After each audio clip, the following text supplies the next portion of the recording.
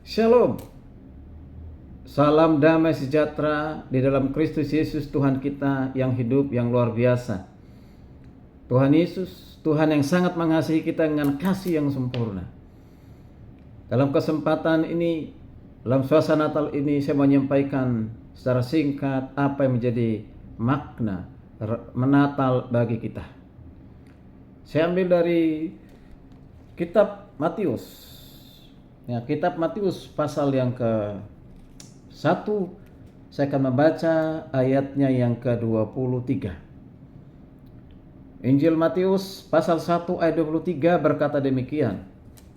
Sesungguhnya anak darah itu akan mengandung dan melahirkan seorang anak laki-laki, dan mereka akan menamakan dia Immanuel. Sekali lagi, sesungguhnya anak darah itu maksudnya adalah Maria, akan mengandung dan melahirkan seorang anak laki-laki, putra Natal yang kudus. Siapa dia? Yesus Kristus, tapi disebut dengan namanya akan disebut dengan dia Immanuel. Dia Immanuel. Wow, luar biasa. Kata Immanuel sudah sering kita dengar. Bahkan ada banyak yang memiliki nama Immanuel. Ya, Immanuel. Apa hubungan Natal dengan Immanuel? Tentu itu sangat berkaitan, kata Immanuel dengan Natal. Nah, saya menyampaikan secara singkat, Immanuel itu dari 3 kata, Im, Nu, dan El. Nah, itu luar biasa, Bapak Ibu dikasih Tuhan. Nah, kita perhatikan, Im, Nu, El. Saya mulai dari kata El.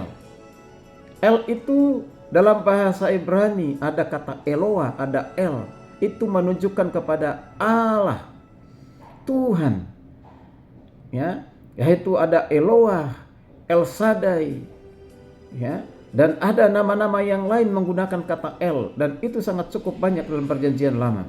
Itu menunjukkan Allah.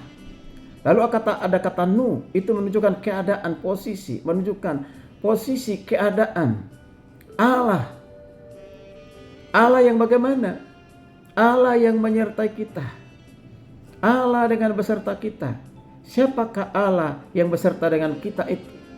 Yang sudah ada di dalam kekekalan dan sudah ada di tengah-tengah dunia ini, yaitu ketika Firman telah menjadi manusia, yaitu Yesus Kristus, Firman yang telah menjadi manusia, pernah ada di tengah-tengah dunia ini dengan misi penyelamatan bagi manusia berdosa. Yesus lahir di Bethlehem.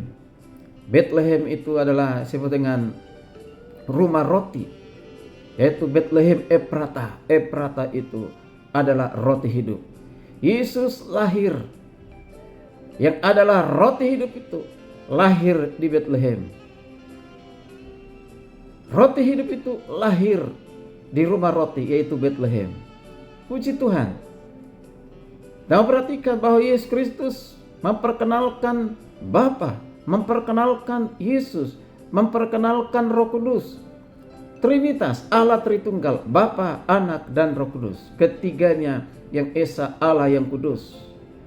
Mengenal Yesus, mengenal Bapa. Mengenal Yesus, mengenal Roh Kudus. Tritunggal, maka dikatakan Immanuel, kata Im. Im menunjukkan kejamakan. Jadi Tuhan menyertai kita, yaitu Tuhan dalam pribadi Bapa, Anak, dan Roh Kudus. Wow, luar biasa. Tuhan yang menyertai kita, Tuhan yang dahsyat, Tuhan yang maha kuasa, Tuhan yang luar biasa. Tuhan yang telah menyatakan diri dalam nama Bapa, Anak, dan Roh Kudus. Itulah Immanuel, luar biasa. Tuhan menyertai kita kapanpun, dimanapun, dalam situasi apapun.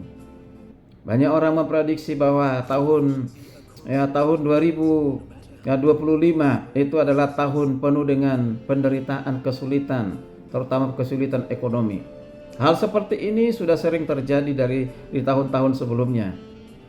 Apakah Tuhan membiarkan kita? Apakah Tuhan meninggalkan kita? Tidak. Ketika Tuhan mengatakan Immanuel, Allah beserta dengan kita. Allah sanggup melindungi, menjaga, melihara, bahkan mencukupkan segala kebutuhan kita.